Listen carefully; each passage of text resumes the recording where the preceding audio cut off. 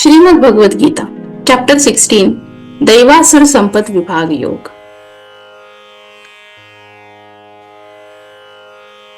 ओम श्री परमात्मने नमः. श्रीमद भगवद गीता अथ षोडशोऽध्यायः. श्री भगवानुवाच अभयं सत्त्वसंशुद्धिर् ज्ञानयोगव्यवस्थितिः दानं दमश्च यज्ञश्च स्वाध्यायस्तप आर्जवम्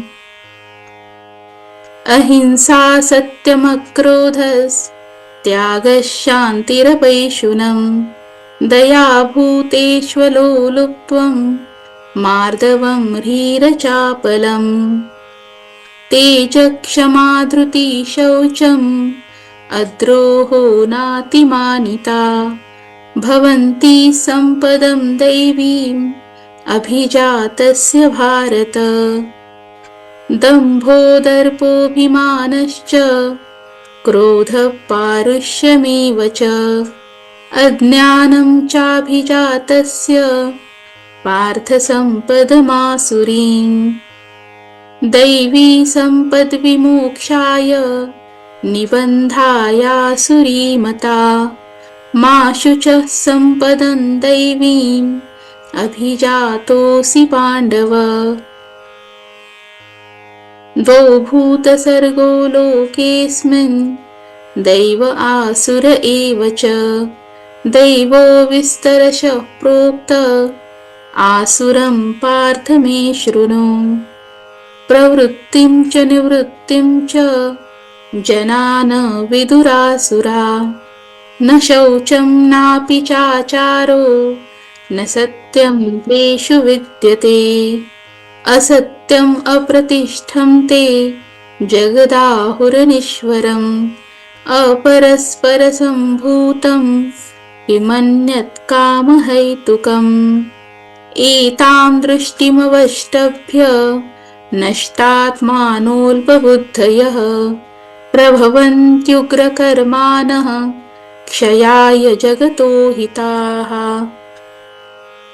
काममाश्रित्य दुष्पूरं दम्भमानमदान्विताः मोहाद् गृहीत्वा सद्ग्राहान् प्रवर्तन्ते शुचिव्रताः चिन्तामपरिमेयां च प्रलयान्तामुपाश्रिताः कामोपभोगपरमा एतावदिति निश्चिताः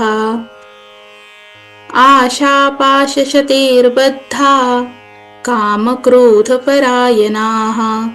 ईहन्ते कामभोगार्थम् अन्यायेनार्थसञ्चयान् इदमद्य मया लब्धम् इमं प्राप्स्ये मनोरथम् इदमस्तीदमपि मे भविष्यति पुनर्धनम् असो मया हतः शत्रुर्हनिष्ये चापरानपि ईश्वरोऽहमहं भोगी सिद्धोऽहं बलवान् सुखी आढ्योऽभिजनवानस्मि कोऽन्योऽस्ति सदृशो मया यक्षे दास्यामि मोदिष्य इत्तज्ज्ञानविमोहिताः अनेकचित्तविभ्रान्ता मोहजालसमावृताः प्रसक्ताः कामभोगेषु पतन्ति नरकेषु च आत्मसम्भवितास्तब्धा धनमानमदान्विताः यजन्ते नाम यज्ञैस्ते दम्भेनाविधिपूर्वकम् अहङ्कारं बलं दर्पं कामं क्रोधं च संश्रिताः मामात्मपरदेहेषु प्रद्विषन्तोऽभ्यसूयकाः तानहं द्विषतः क्रूरान् संसारेषु नराधमान् क्षिपामजस्रम् अशुभान् आसुरीष्वेव योनिषु आसुरीं योनिमापन्ना मूढा जन्मनि जन्मनि मामप्राप्यैव कौन्तेय ततो यान्त्यधमां गतिम्। त्रिविधं नरकस्येदं द्वारं नाशनमात्मनः कामः क्रोधस्तथा लोभस्तस्मादेतत्त्रयं त्यजेत्। एतैर्विमुक्तकौन्तेय तमोद्वारैस्त्रिभिर्नरः आचारत्यात्मनः श्रेयस्ततो याति परां गतिम्। यशास्त्रविधिमुत्सृज्य वर्तते कामकारतः न स सिद्धिमवाप्नोति न सुखं न परां गतिम्।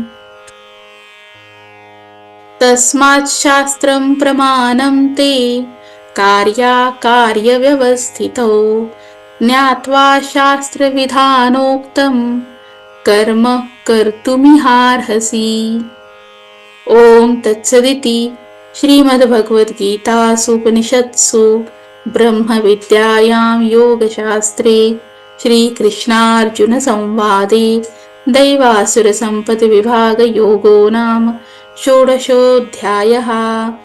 श्रीकृष्णार्पणमस्तु।